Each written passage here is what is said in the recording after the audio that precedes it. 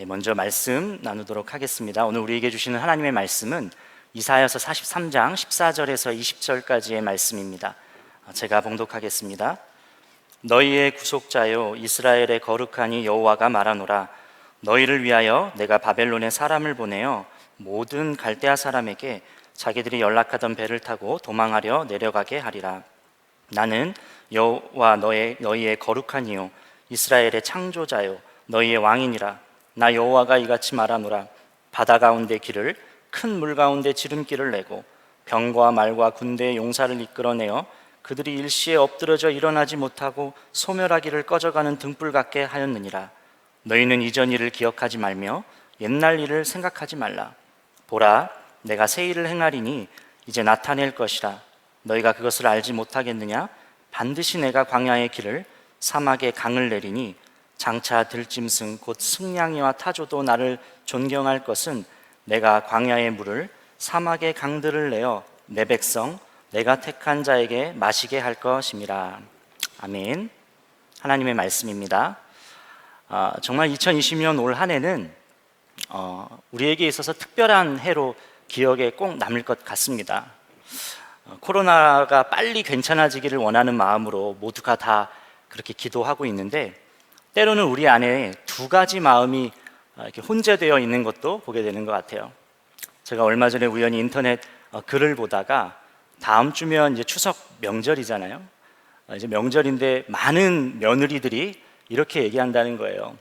정부에서 더 규제를 해야지, 방역 수칙을 더 규제해서 고향에 내려가지 못하게 해야지. 그래야지 코로나가 확산이 되지 않지. 꼭 그렇게 나라에서 해야지. 다시 확산되면 얼마나 큰일이야. 그렇게 말한다는 거예요. 두 가지 마음이 이렇게 혼재되어 있는 것을 제가 읽으면서 보게 되었어요.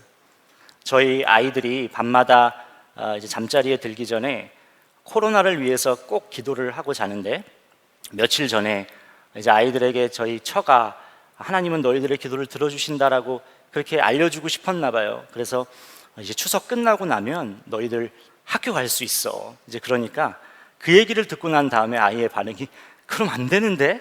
이제 그랬다는 거예요. 여러분, 우리의 마음속에 이렇게 교묘하게 이중적인 모습이 있을 때가 얼마나 많은지 모르겠습니다. 우리의 이기적인 생각이 작동할 때가 그렇게 참 있는 것도 보게 됩니다.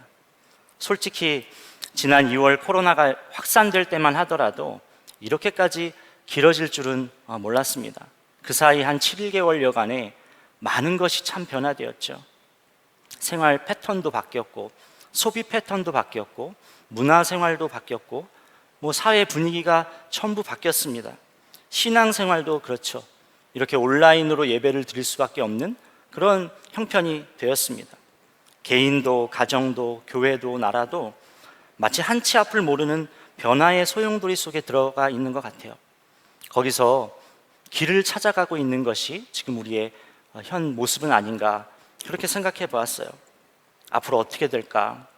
지금 내가 걸어가고 있는 길, 잘 가고 있는 걸까? 이런 생각을 우리가 요즘 하게 됩니다. 우리의 심정이 꼭 길 잃은 것 같은 심정이 들 때가 요즘인 것 같습니다. 저는 젊은이 교회를 섬기고 있는데, 지난 한 6월 달 지금보다는 사회적 거리 단계가 조금 완화되었을 때, 지난 6월 달에 조금 특별한 신방을 했었습니다. 대면에서 시간을 보내기 어려운 때 어떻게 청년들을 만나고 어떻게 청년들을 위로할 수 있을까 고민하던 끝에 여우수아 청년 공동체 대표와 마음을 나눴어요. 어떻게 할 수 있을까? 그러다가 결정을 한 것이 우리가 드라이브 스루 신방을 해보자, 그렇게 계획을 했습니다. 그래서 한 또래 대표 리더를 콜링을 해서 3명에서 신방 원정대라는 팀을 이렇게 만들었어요. 방문할 날짜 하루를 정해서 청년 대표가 미리 만날 청년들에게 다 이렇게 연락을 했어요. 그런 다음에 내가 마침 그날 너 있는 그곳에 볼 일이 있는데 내가 그때 볼일 보러 갈 때 잠깐 내려와, 너 얼굴만 보고 싶어. 그때 잠깐 얼굴만 보자. 그렇게 약속 시간을 다 정해 놓은 거예요. 그리고 이제 약속된 시간에 근처에 저희들이 방문하면 저희 셋이 갑자기 나타나서 깜짝 놀랐지? 뭐 이렇게 반응을 하려고 하는 그런 서프라이즈 만남, 신방을 계획하고 있었습니다. 당일날, 그 신방을 하기로 한 방문 당일날 저희가 설레는 마음으로 기쁘게 일정을 시작했어요.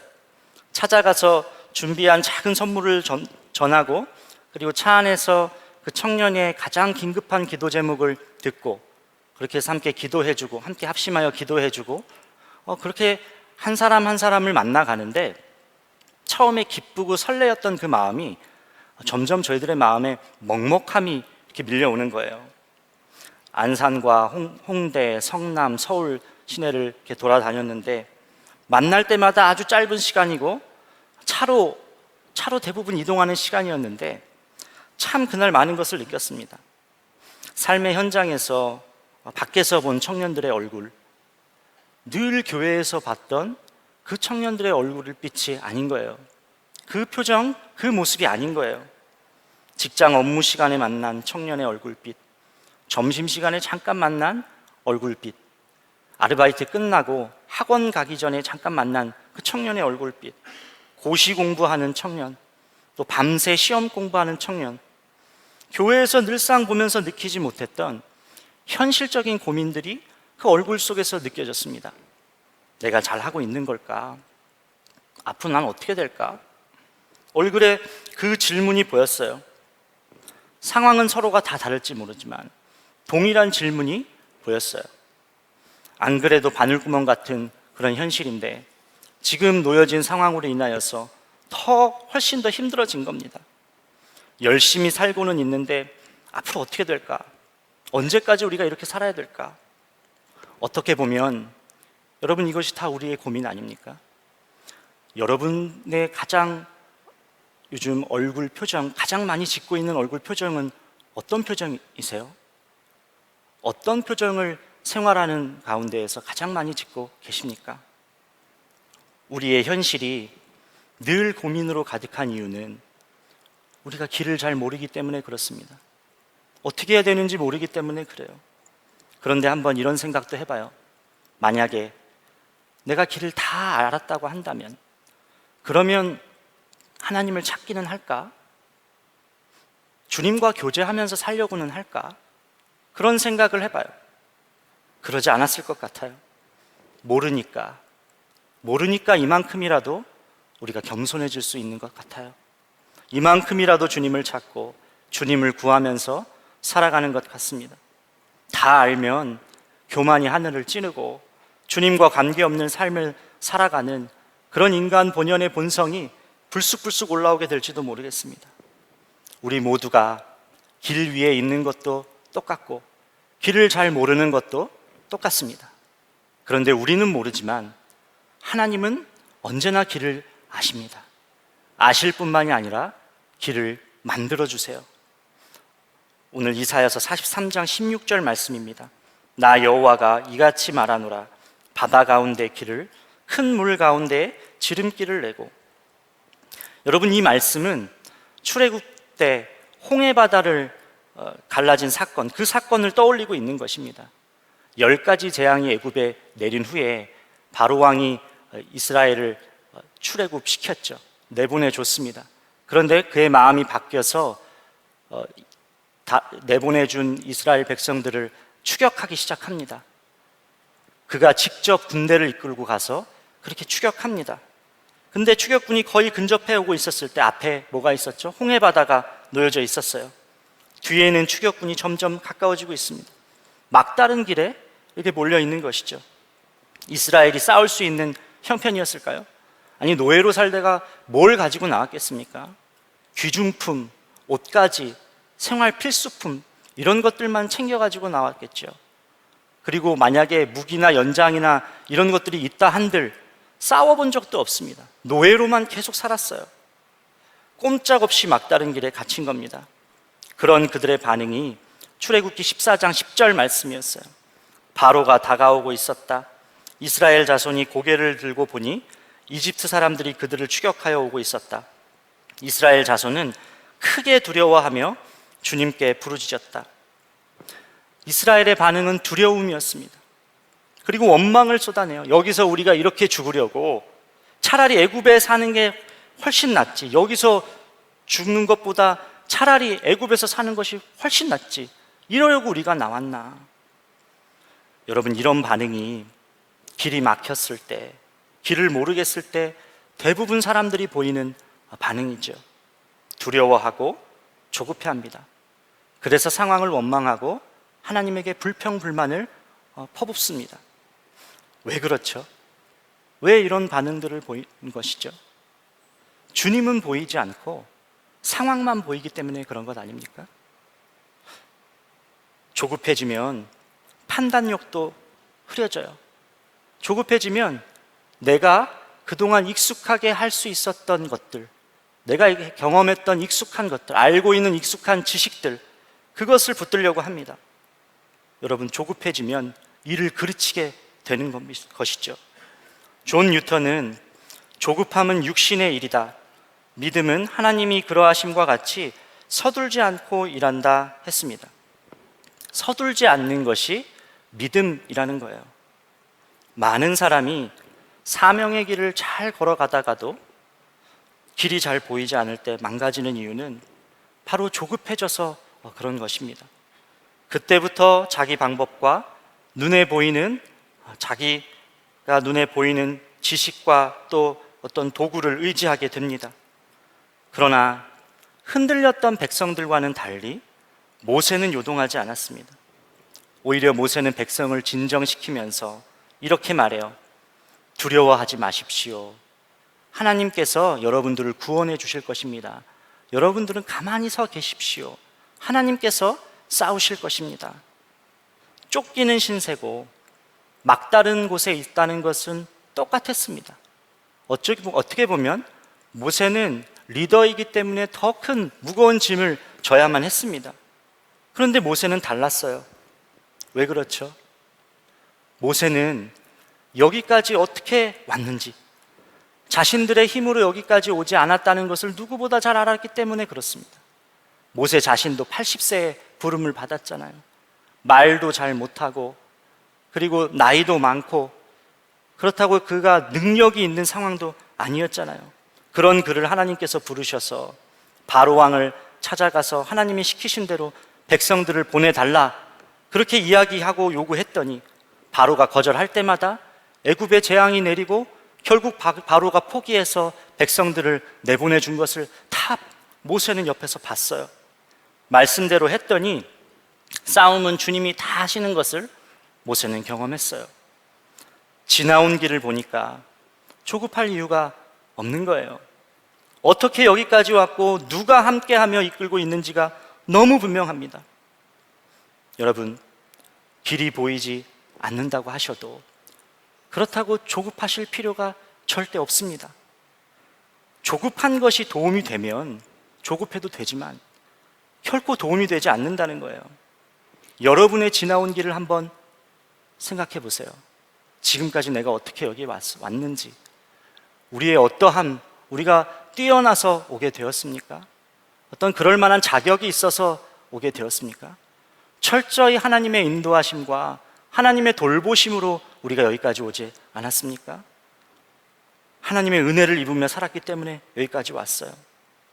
그러니 지금 이 순간에도 우리가 한 가지에만 관심을 가지면 됩니다. 하나님이 뭐라고 말씀하시고 계시는지, 주님이 지금 나에게 어떤 마음을 부어주고 계시는지. 모세에게 말씀이 임했어요. 출애굽기 14장 15절 말씀입니다. 주님께서 모세에게 말씀하셨다. 너는 왜 부르짖느냐? 너는 이스라엘 자손에게 명하여 앞으로 나아가게 하여라. 부르짖는 것을 멈추고 앞으로 나아가라 말씀하셨어요. 그리고 이어서 16절 말씀에 너는 지팡이를 들고 바다 위로 너의 팔을 내밀어 바다가 갈라지게 하여라. 그러면 이스라엘 자손이 바다 한가운데로 마른 땅을 밟으며 지나갈 수 있을 것이다. 예수님 안에서 차분하게 멈춰서 기다려야 할 때가 있는 반면에 발을 떼어야 할 때가 있다는 것이죠. 걸음을 내딛어야 할 순간, 그 순간이 있습니다. 속절없이 제자리에만 있는 것도 주님의 뜻이 아니라는 거예요. 말씀이 임하면 멈춰 있는 그 상태에서 발을 떼야 됩니다. 한 스텝의 걸음을 내딛어야 돼요. 여러분, 모세에게 한 걸음은 무엇이었을까요? 홍해바다를 건너가는 것, 건넌 것, 열린 홍해바다를 건넌 것이 모세의 한 걸음이 아니었습니다. 모세의 한 걸음은요, 망망대해 바다를 향해 지팡이를 들고 바다 위로 팔을 들고 명령한 것, 이것이 바로 모세의 한 걸음이었어요. 얼마나 무모해 보이고 얼마나 당황스러운 행동입니까? 우리도 그럴 때 참 많잖아요. 하나님께서 우리에게 말씀을 주셨는데 현실과는 너무 괴리가 있는 그런 말씀을 주실 때가 있잖아요. 너무 당황스러운 말씀을 주실 때가 있잖아요. 당장의 어려움을 벗어나기 위해서 아무 도움이 될 것 같지 않는 그런 말씀인 것 같은 때가 있잖아요. 이 순간 필요한 것이 용기입니다. 믿음의 담력이 이때 우리에게 필요해요. 말씀하신 분, 모든 것을 주관하시고 가장 좋은 것, 가장 선한 길로 이끄시는 분, 상황은 다 변하고 있지만 절대 꺾이지 않는 하나님의 주권, 그 하나님을 신뢰함으로, 그 하나님을 믿음으로 우리가 발을 내딛는 거예요. 그 용기가 우리에게 필요합니다. 홍해가 갈라진 기적을 두고 히브리서 기자는 믿음으로 홍해를 건넜다라고 이렇게 표현하고 있습니다. 오늘 주님이 여러분에게 한 발자국 발을 떼라 말씀하시는 영역이 어떤 것이 있으십니까? 그게 무엇입니까? 외쳐야 할 말, 명령해야 할 것은 어떤 것이 있으십니까? 어디로부터 발걸음을 떼서 앞으로 나아가라, 그렇게 주님이 말씀하고 계신가요? 상처로부터, 해결되지 않는 감정, 습관적인 죄, 사명을 받았지만 여전히 두려워하는 그 두려움으로부터, 자기 연민으로부터, 열등감으로부터 발을 떼시길 바랍니다. 오늘 주님이 말씀하고 계세요. 너는 왜 부르짖기만 하느냐? 이제 앞으로 나아가라. 발을 떼는 결단과 용기가 여러분에게 있기를 축복합니다. 보기에 협착하고 어려운 길, 가능성이 없어 보여도 말씀이 있으면 가야 하는 길인 것이죠. 거꾸로 보기에 너무 좋고 성공이 보장되는 길이라고 할지라도 말씀이 없다고 한다면 그 길은 가면 안 되는 것이죠.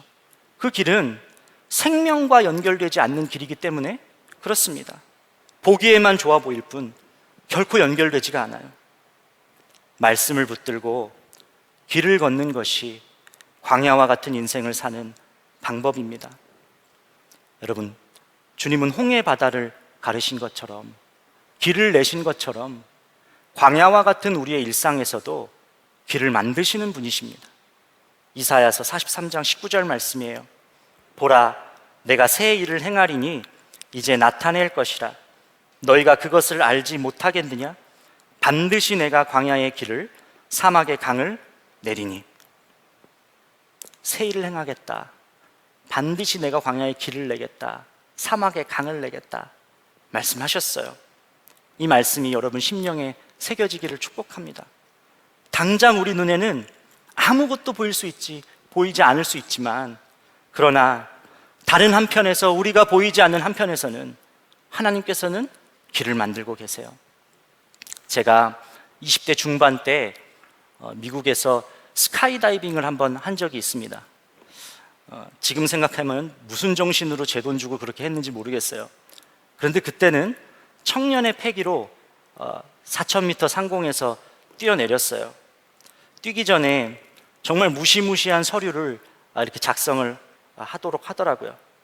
비행기 타고 하늘에 올라가서 한 명 한 명 떨어지는데 제 차례가 왔습니다.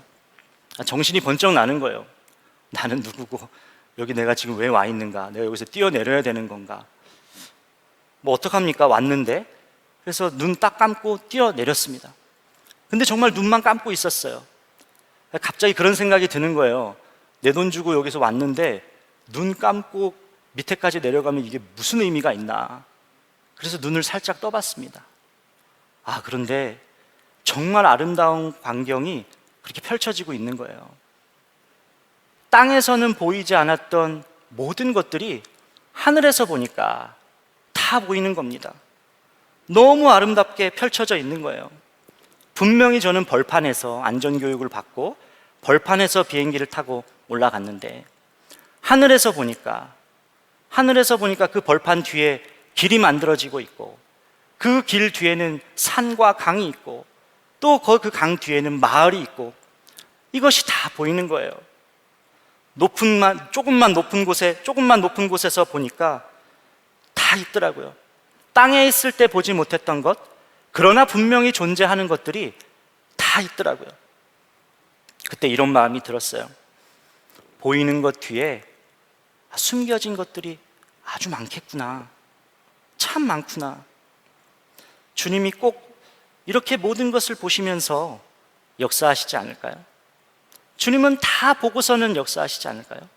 우리의 과거와 현재와 미래까지 다 보시면서 한켠에서는 하나님께서 상황을 만들어가고 계시고 한켠에서는 하나님의 사람을 세워가시고 한켠에서는 또 만남을 준비하고 계시고 그렇게 모든 것을 다 보시면서 하나님께서 그렇게 길을 만들고 계시지 않을까요?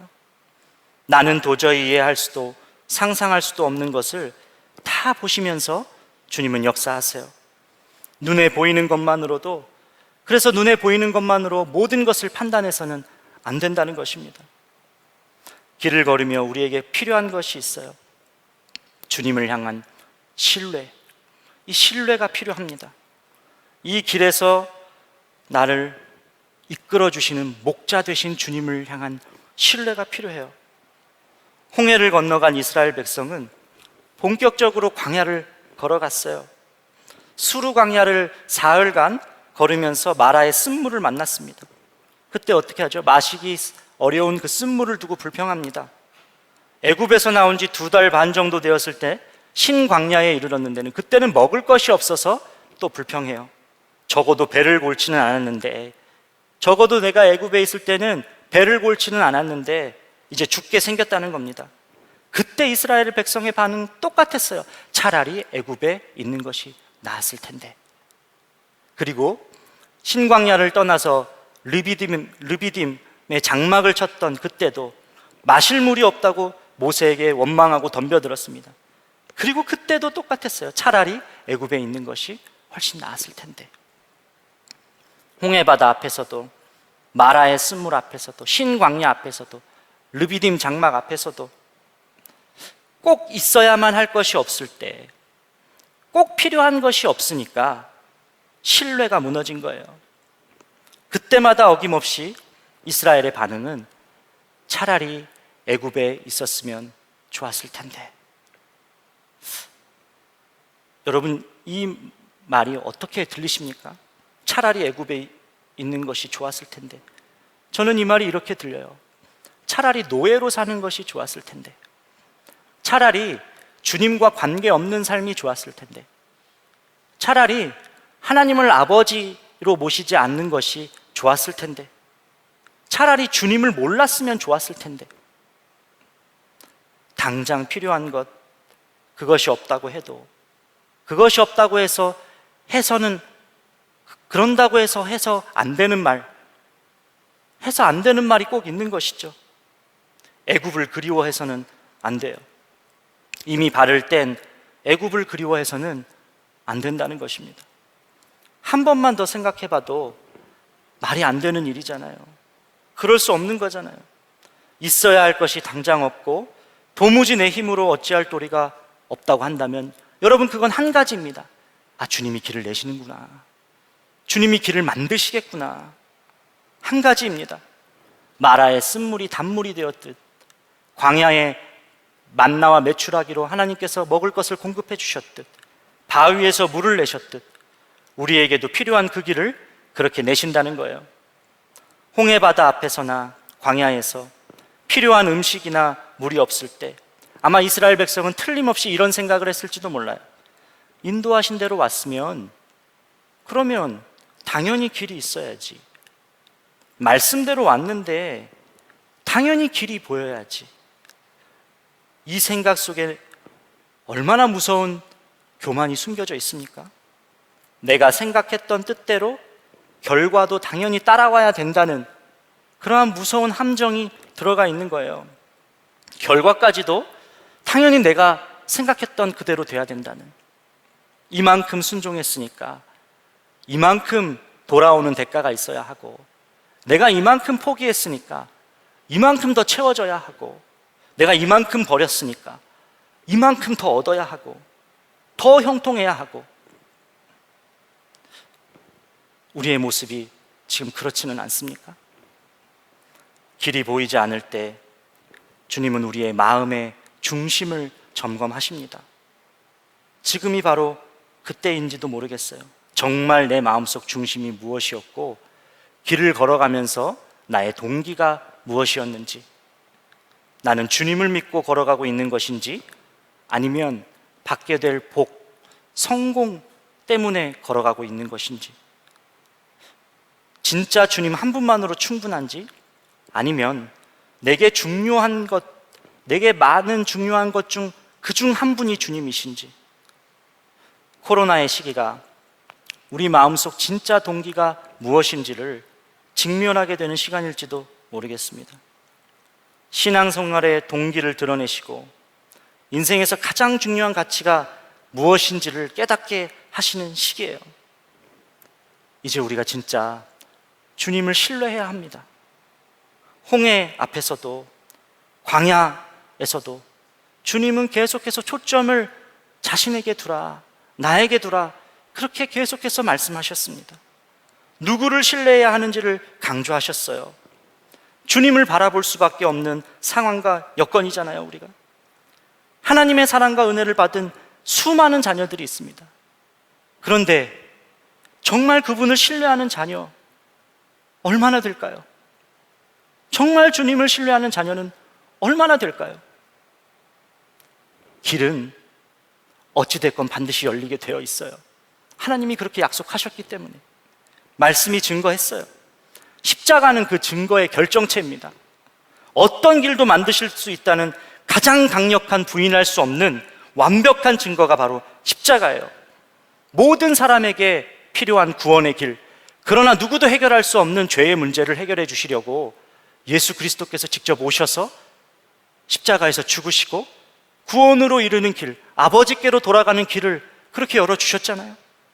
예수님 스스로도 자신이 길이라고 밝히셨습니다. 요한복음 14장 6절에 나는 길이요 진리요 생명이다. 나를 거치지 않고서는 아무도 아버지께로 갈 사람이 없다. 길은 반드시 열리게 되어 있는데 중요한 것은 그 길에서 우리가 주님을 신뢰하는 것, 주님께 시선을 고정하는 것입니다.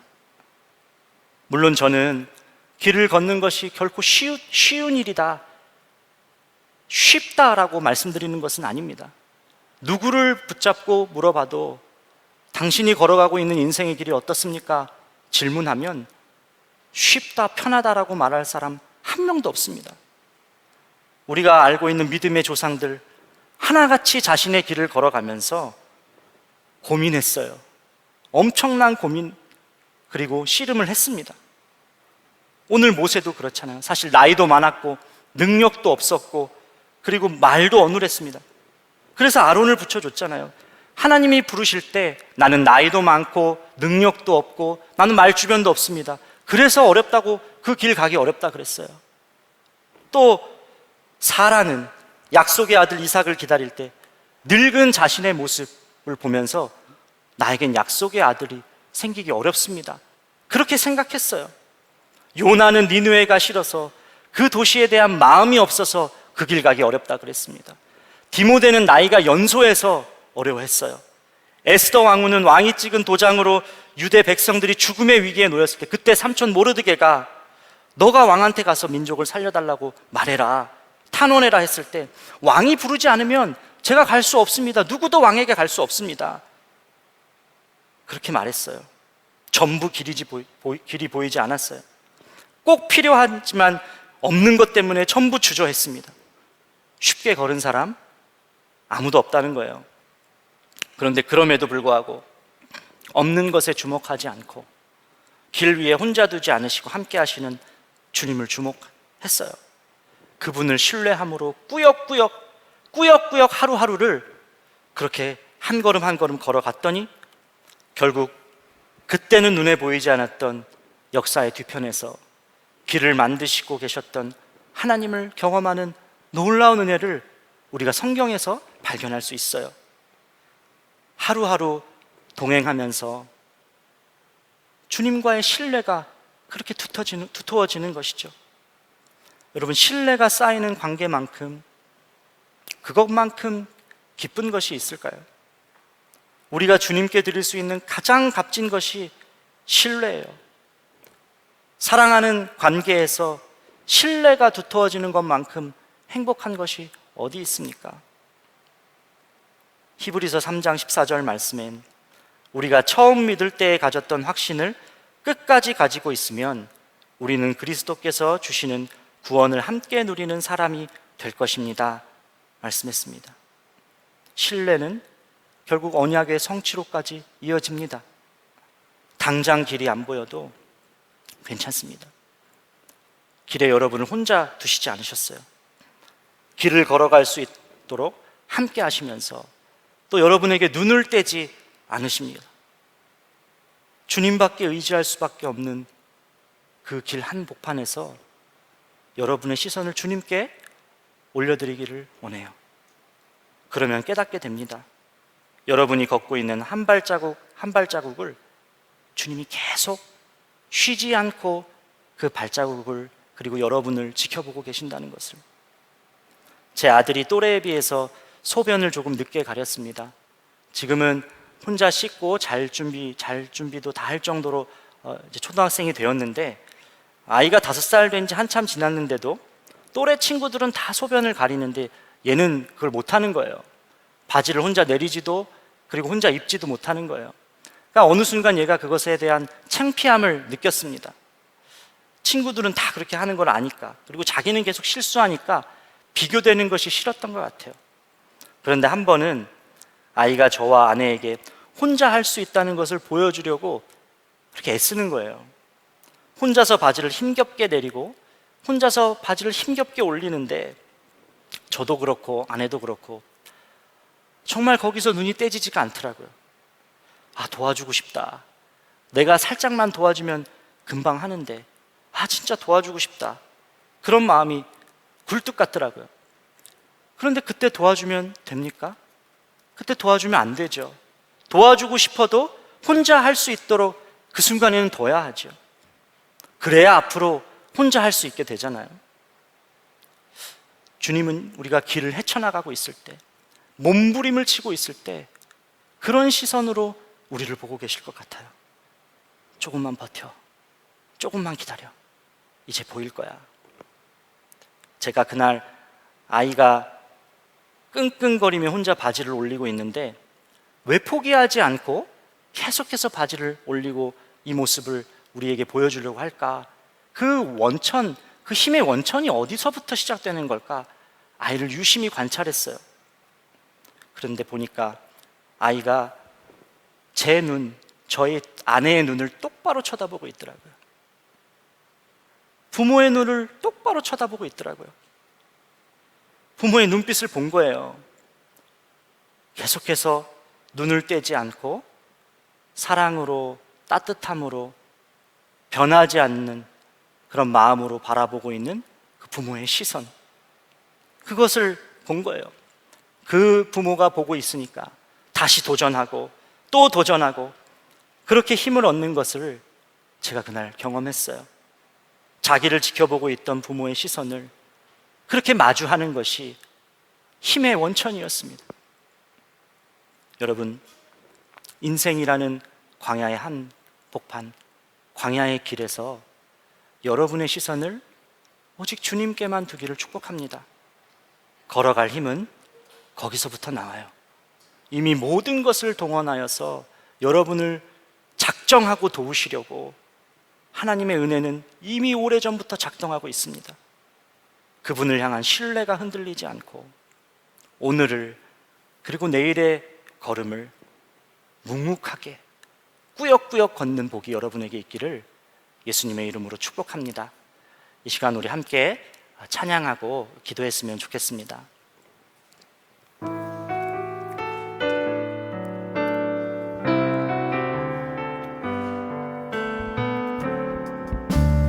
나의 가는 길 주님 인도하시네. 그는 보이지 않아도 날 위해 일하시네. 주 나의 인도자 항상 함께 하시네. 사랑과 힘 베푸시며 인도하시네. 인도하시네. 나의 가는 길 주님 인도하시네. 그는 보이지 않아도 날 위해 일하시네. 주 나의 인도자 항상 함께 하시네. 사랑과 힘 베푸시며 인도하시네. 인도하시네. 광야에 길을 만드시고 날 인도해. 사막에 강 만드신 것 보라. 하늘과 땅 변해도 주의 말씀 영원히 내 삶 속에 새 일을 행하니. 나의 가는 길 주님 인도하시네. 그는 보이지 않아도 날 위해 일하시네. 주 나의 인도자 항상 함께 하시네. 사랑과 힘 베푸시며 인도하시네. 인도하시네. 말씀을 준비하면서 주님이 그런 마음을 제게 주셨습니다. 길을 모르겠고 또 길에 대한 확신이 없어서 불안하고 또 초조한 성도들이 있다. 여러분, 오늘 말씀을 붙드시기 바랍니다. 내가 새 일을 행하리니 이제 나타낼 것이라. 반드시 내가 광야의 길을 사막의 강을 내리니. 우리가 이렇게 기도했으면 좋겠습니다. 조급함과 두려움, 불안함이 떠나가게 하여 주옵소서. 어떤 상황에서도 길을 만드시는 분, 홍해를 가르시고 광야의 사막에 물을 내시는 주님, 십자가를 통해 모든 길을 여실 수 있다는 확증을 보이신 주님, 길을 만드실 주님에 대한 믿음이 세워지게 하여 주시옵소서. 조급함과 불안함의 자리에 믿음이 심겨지게 해달라고 우리 함께 기도하겠습니다. 할렐루야. 하나님 아버지 감사합니다. 하나님 조급함과 두려움으로부터 떠나가게 하여 주시기를 원합니다. 불안함으로부터 완전히 자유해지기를 원합니다. 주님은 어떠한 상황에서도 길을 만드실 수 있는 분, 사막에서도 강을 내시고 광야에서도 길을 내시고 홍해를 가르시며 길을 내시는 주님을 찬양합니다. 주님, 우리의 조급함, 우리의 불안함 속에 하나님을 향한 믿음이 심겨지게 하여 주옵소서. 우리의 마음이 완전히 기경되게 하여 주셔서 하나님, 우리의 마음에 하나님 정말 주를 향한 믿음이 생기게 하여 주시옵소서. 어떤 상황에서도 하나님 초조하거나 두려워하지 않게 하여 주시옵소서. 오늘 우리의 자리가 뒤집어지는 역사가 있기를 원합니다. 하나님, 길을 모르겠다고 하나님 주저하고 있지 않기를 원합니다. 길에 대한 확신을 더욱더 부어주시기를 원합니다. 주여 인도하여 주시옵소서. 주여 역사하여 주시옵소서. 하나님을 찬양합니다. 하나님을 찬양합니다. 주여 역사하여 주시옵소서.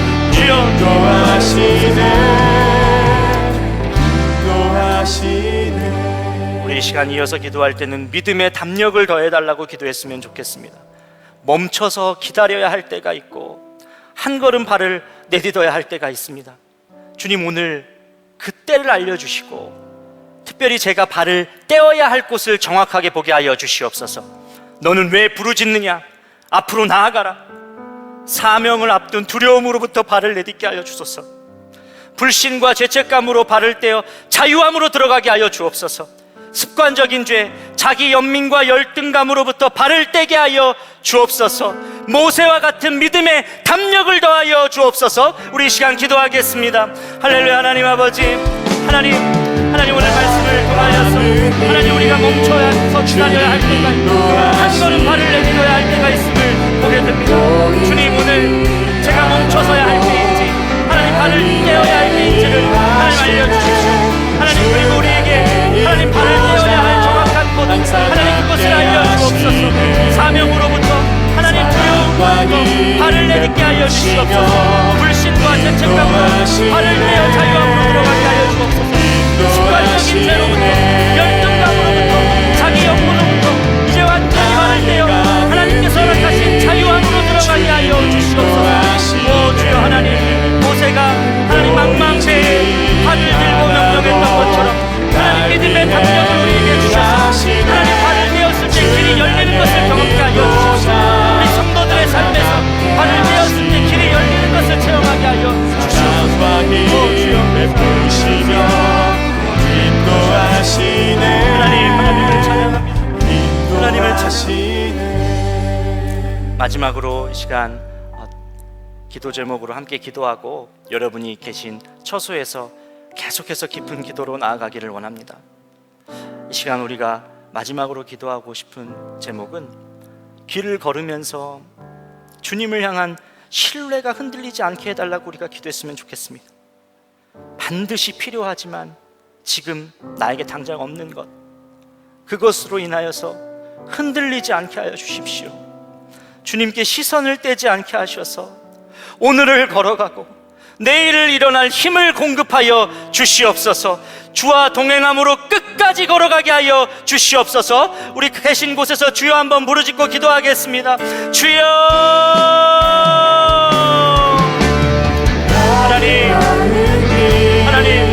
하나님께서 나에게 허락하신 길을 믿음으로 끝까지 걸어가기를 원합니다. 주를 신뢰함으로 끝까지 걸어가기를 원합니다. 주님, 반드시 필요하지만 지금 당장 없는 것으로 인하여서 흔들리지 않기를 원합니다. 주님께 시선을 떼지 않기를 원합니다.